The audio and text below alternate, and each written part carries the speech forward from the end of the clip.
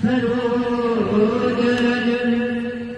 निजमन मूर बलराम रघुवर विमल जसु जोधा एक फल बूंदी तनु डाली के सूर्यो पवन कुमार बरमुद विद्या दे हुई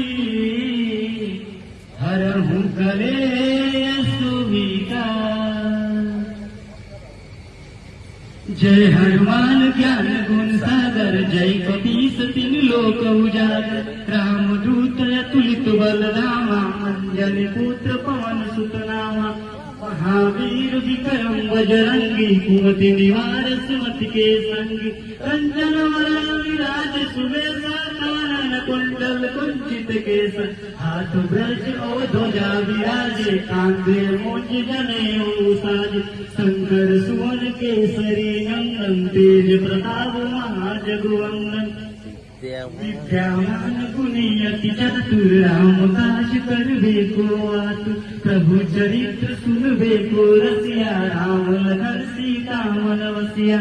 सूक्ष्म रूप धरि सिमहि दिखावा विकट रूप धरि लंक जरावा भीम रूप धरि असुर सहारे रामचंद्र के काज सवार लाए सजीवन लखन जिलाए श्री रघुवीर हरषि उर लाए रघुपति की बहुत बड़ाई तुम मम प्रिय भरत संभाई सहस बदन तुम रोजस गावे अस कहि श्रीपति कंठ लगावे संगाति ब्रह्मानि मुनीसा नारद सारद सहित अहिं